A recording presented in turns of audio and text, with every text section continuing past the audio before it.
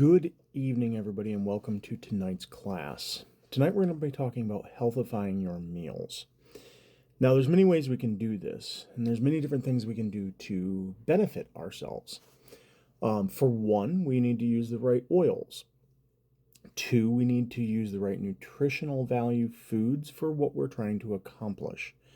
And three, we still need flavor. So, instead of using something like bacon grease, maybe use oil, like olive oil. There's different levels of olive oil depending on what you want to do. Now, if you want something that's going to be the fruity, healthy benefits of olive oil, you want extra virgin first press. If you want something you can saute in, then you want an olive oil that has been pressed several times. So it's not the extra virgin first pressed or anything like that. You can tell by the clarity of the oils, okay? The more green the oil is, the closer, if not first pressed, it is. The more yellow or clear that the oil is, the more times it's been heated and pressed. All that means is there's less nutrient or less, not really nutrients as much as there's less particulate there that will burn. Okay, so extra virgin first pressed olive oil will burn quite quickly, and that adds acridness to, which is like a bitter nastiness to your foods, and it doesn't give you any nutritional value. So if you want to saute something like chicken, for instance, very lean meat and protein, then you're going to want to use an oil that has been pressed several times. It doesn't mean it's been chemically altered. It usually just means that it's been heated and then pressed, and then heated and then pressed, okay? So it's usually the third, fourth, or fifth press of that particular olive. That's all that really means, okay? It's not chemically altered to get there or anything like that. You can also use things like grapeseed oil, which has an extremely high smoke point, but goes rancid or, gets sour, if you will, or bad quickly because it oxidizes quickly. So there's lots of things to look at with the oils. But anytime you're going to use like an olive oil or a grapeseed oil, it's going to be better for you than bacon grease or lard. Okay. Yes, those are, and even butter. And those are wonderfully tasteful things, but they are not good for you in high doses. So let's talk about a meal that I just made the other night. I made a steak. Okay. Well, I seared in an olive oil.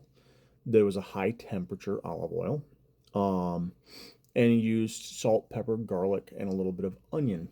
I also, on the side, as my dish, instead of having a huge carbohydrate, which is usual, baked potato, red potato, what have you, which is common, instead of that, I used acorn squash. I cut the acorn squash into rings, okay?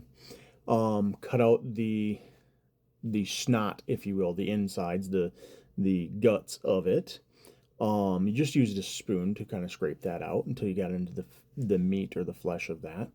Now, one thing I didn't do is I did not take the skin off. You can eat that skin. You don't have to. I ended up using my knife, and just afterwards, after I made this, I just cut that out. Then using Parmesan, butter, and some seasonings, I happened to use salt, pepper, garlic, oregano, and thyme. I made this nice, and I did use a little breadcrumb. You should probably leave that out if you're trying to healthify your meal. And I made that, coated those in olive oil again, in the higher temperature oil, and then I patted that into that Parmesan mixture. Put those on a silpat or on a lined cookie sheet, put it in the oven at I believe it was 375 for about 20 minutes. Along with that, I had onions that I cut into about the same thickness, so about a third of an inch or half-inch thickness of an onion slice, and I put those down as well. Same coating on top and bottom. Now, those onions turned out super, super flavorful because they released a lot of their natural sugars, and there's very little carbohydrates in onions. So I'm just curious. I'm going to look up carbohydrates in acorn squash. So you're 15 grams of carbohydrates, okay, per 1 cup, which I would say would be 2 of these rings. Now, if we look at the same thing of, Idaho potato,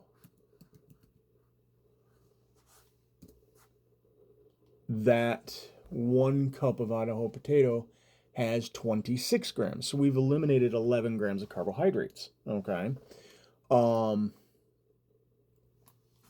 Let's look at a yellow onion. That's only 7 grams.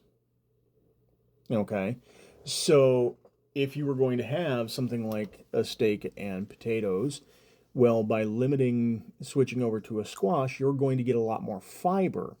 Now, we're talking about carbohydrates instead of actually the glycemic index. So let's look at that. So glycemic index of acorn roasted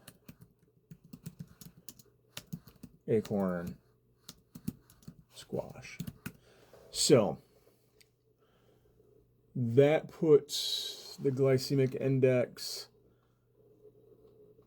low at 32. Okay. To give you a hint, baked potato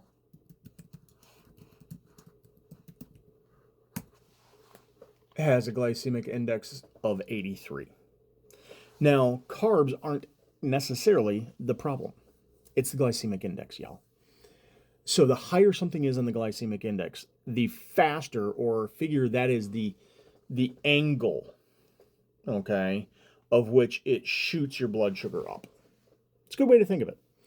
So if we're looking at this and we say, okay, yes, it was almost the same carbohydrates, right? I said we lost about 15 carbohydrates. We added 7 back in. So we lost 7 grams of carbohydrates in all. That's not that much, right? But when we look at the glycemic index of being an 83 for a baked potato on a low end, and that would be more like a baked red potato or what have you, where your Idaho potato, your common white starch potato, would be closer to 111. 100 is actually sugar, okay? So on that scale, 100 would be straight up. And yes, we're going a little bit past that, but that means that it actually shoots up quicker, okay? So the higher the number, the faster it goes up, okay? It's like adding boosters to it. So even if you go on an 83, that's still a pretty stinking high velocity versus 32, that's a pretty low trajectory, right? You're not breaking the atmosphere on that one. So your body uses it a lot better. So just out of curiosity, we'll look at roasted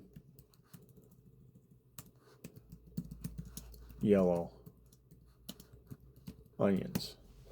So roasted yellow onion is about the same, about 30 to 35 to maybe as much as 45, depending on if it's a Spanish onion, which is what I typically use, or a Vidalia onion, which is a lot more sugar content. That would be closer to that 45.